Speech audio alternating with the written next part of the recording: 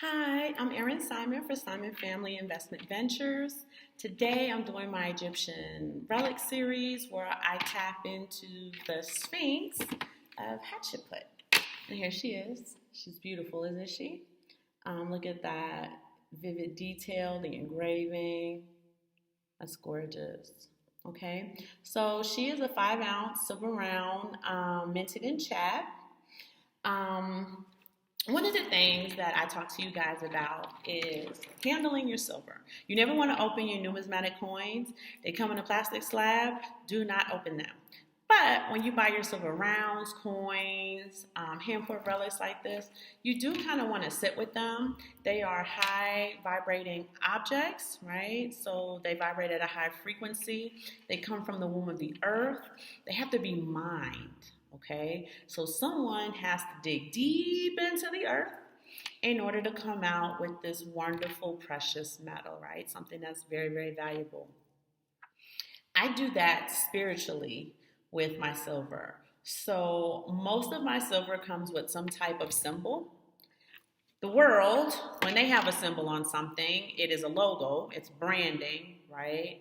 And what it is this it's this logo, it's the symbol that as soon as you see it, it conveys a whole concept to your subconscious. That's how the world brands. That's how they program your subconscious to consume their items or not to consume it, just depending. How to consume their items, purchasing their items. It's their way of basically programming your subconscious. I say take that and run with it. You do the same thing. When your silver comes to you and you see a symbol on it, now what you want to do is you want to mine that spiritually. You want to dig deep into meditation to pull out something that is very precious and valuable to you in order to make you a better person. And that's what I sit and I do with all of the silver. So you'll be seeing videos where I start talking about, just like I'm talking about this, I have a Queen Nefertiti video where I tapped into that energy in order to basically just remind me of the mindset that I need to be in and what I need to be doing. Silver comes from the universe. When a star dies, all of the matter, like that denser matter, enters the atmosphere and settles. And you got silver. You are also made of stardust, for those of you who do not know that. But when I tell you to kind of handle your silver, right, you are literally tapping into the universe. Okay, that's why it's such a high vibrating item. In my previous video with Nefertiti, I talked about how silver has reflective properties. It's used to make high-end mirrors, and in ancient times, it was used to make a mirror, right? So there's that reflective property. So as we're doing this tapping in and tuning into, understand that you are trying to program your subconscious to do what you want it to do in the best interest of you, not a company, not a corporation. Okay, so let's get to it. Notice that the Sphinx of Hatshepsut has on the royal headdress. She was a pharaoh, and she has the body of a lion. That royal headdress says several things to me. It's royalty, it's grace, it's responsibility, it's leadership, it's accountability. Okay? It is basically being the head, and it is the condition that my head or my mind should be in. That grace, that responsible adult, the accountability for my actions, integrity.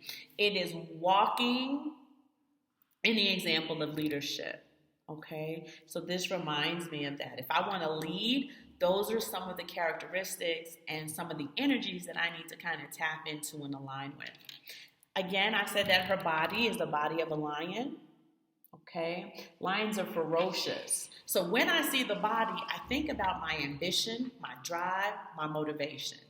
That needs to be ferocious. There needs to be a hunger there to attain and achieve the goals that I have in mind that will best move forward my children, my grandchildren, my great-grandchildren, and my progeny all the way down the line. Like a lioness will protect her cubs, that's how I need to be ambition-wise, motivating, just ready to go get it in order for them to be okay all the way down the line. So that is absolutely what I'm tapping into when I look at it. I just jotted some notes down because like when I do my meditation, it's a very abstract thing. So if I'm going to do these videos, they have to be a little bit more organized. Understanding that Hatshepsut, she was a pharaoh. She was one of the most accomplished pharaohs in the history of women pharaohs, okay? She reigned the longest, and she had one of the most prosperous kingdoms as far as women are concerned. How can I tap into that, okay? That's that boss-up energy. She's a woman, and you got to remember they had all of these male pharaohs, and we had a few female pharaohs, and she was the most prolific of all of them. That's that boss up energy. That is, I am who I said I am. Okay? That's walking that walk as well. Not just saying it, not just promoting it, but actually doing it. That is positioning myself in a way so that I am always on the trending end of opportunity that will be maintained and built upon by my children, my grandchildren, my great-grandchildren. Because as a leader, your people need to be okay. Okay, they need to be well taken care of, and that needs to be generationally. We're trying to get back to generational wealth. It's discipline, it's consistency, it's self-awareness. I need to be aware of my strengths, I need to be aware of my weaknesses, and I need to understand how to leverage the two, or at least make my weaknesses stronger. That is positioning myself with a network that is going to help prosper me, and I prosper them. It's very reciprocal. All right, we're not just reaping. If we're reaping, we are at some point in time sowing back into the place which we have reaped. Okay, that equitable relationship. It's integrity. It's being knowledgeable about current events. It's doing research. Okay, it is the application of the knowledge that I gain, which is now wisdom. There's no sense in knowing everything and you're not applying any of it because you're scared or because you're not really sure what to do. It is the application of knowledge that begets wisdom. So as a leader, that wisdom needs to be there. You need to be wise in all of your dealings. So that is what that aspect reminds me of. She was also regarded as one of the most prolific builders. She commissioned hundreds and hundreds of construction projects. I want to do that spiritually. So how can I be prolific in building? That's building conscientiously. That is building consciously. My husband and I are saying we are building generational wealth for our children. Our previous generation didn't do that consciously. They thought when we were coming up that you would get a job, work there for 45 years, have a great retirement, and the corporation you worked for would take care of you. That's not how it works anymore. They didn't know that it wasn't going to work like that anymore. They retired and they were just caught off guard just like we were. Okay, so it's understanding, not doing things in tradition, but being conscious in your own building and your own positioning to make sure that things are done properly. It's investing in cutting edge investments, being in front of the trend, not in the middle of it, not at the end of it. When it comes to opportunity, you want to be at the beginning of it. You don't want the block to be so crowded you can't even make any money. You want to be on the trending end of opportunity. This is why we're looking at cutting edge investments. We're not doing stuff the way they've always done it. My father worked for the telephone company. His corporation bought stock for him, right? They did all of the work. Well, you're going to get these stock certificates. We'll take it out your check. You're good to go. We don't have that now. Corporations not doing that for you now. I'm a 1099 global tech. I'm a 1099 global contractor for a tech company. I don't have medical or healthcare. I don't have medical or retirement. I have to figure out my own medical. I have to figure out my own retirement. We have 2 children who have seizure disorders.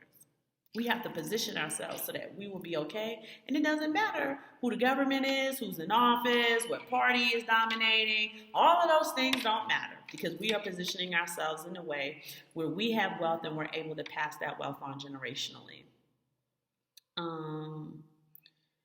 We need to, in order to be prolific, you have to stay informed of world events. You got to follow the money. What's wealth doing? JP Morgan Chase is the world's largest holder of silver. Why? Because silver has a very unique industrial quality. They use it in products such as laptops, cell phones, solar panels, medical devices, medical instruments.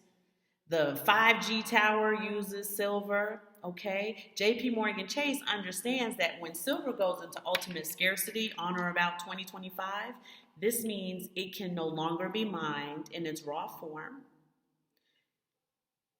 The heads of industry need to go somewhere in order to get their silver, in order to get to make their products.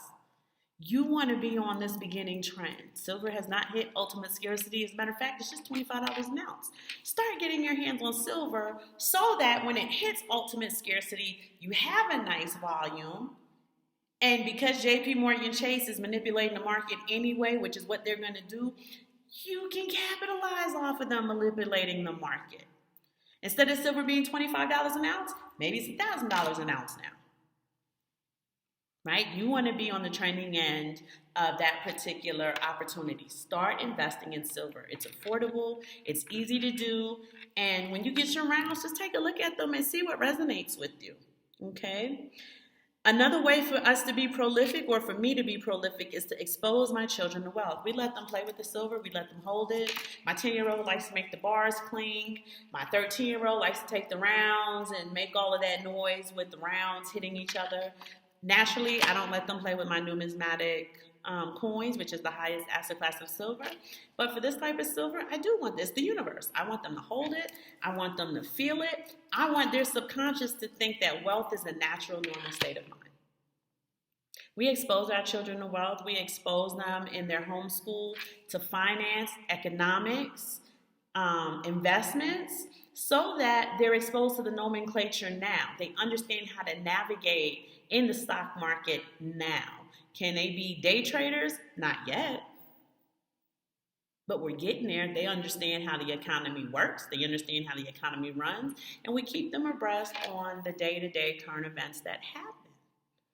Right? Again, that's us programming their subconscious to wealth is a normal, natural state for me. Therefore, I naturally attract wealth. That is being prolific. Again, the previous generation and generations before that didn't do that for us. That's something we absolutely want to do moving forward. That is us being prolific in our building. The last thing that allows us to be prolific is that leaders have all of these people pouring into them. When you see a king or a queen, you got the whole entire nation pours into them. The president, you got all these people pouring into them. Even pastors at church. Pastor and first lady, you got the whole church pouring into you. As a leader, it's important that you pour back into the people who pour into you, to be aware of that, self-aware, that those who are supporting you, those who are pouring into you, where you are reaping, so shall you sow. This reminds me, that's what a real leader does. Okay? She was also the most accomplished fair at promoting her accomplishments. That's understanding that promotion isn't boasting, it's not stunning, it's not making yourself to be bigger or better than anyone else. It is inspiring. It's guiding. It's actively listening to people, seeing what it is that they want, and if there's a way that you can help them, guide them, share your experience with them, that is what a leader is all about. That's what leading by example is. And it's absolutely something that I'm reminded to do whenever I tap into this self-reflection that I call my silver. I know you guys have been investing in silver. I've been getting emails that you are. If you're tapping into the energy, wealth is just as spiritual as it is physical. Please share with me. Share with us. You know, I tapped into this energy and this is what was revealed to me. This is what I need to remember. This is what I'm self-aware about. Okay, and it's an amazing journey, and I want you guys to take that journey with me if you're willing to. I hope you guys have a great evening. I'm going to continue doing the Egyptian Relic series. The next one I'm going to do is King Tut, and I hope you guys have a great evening.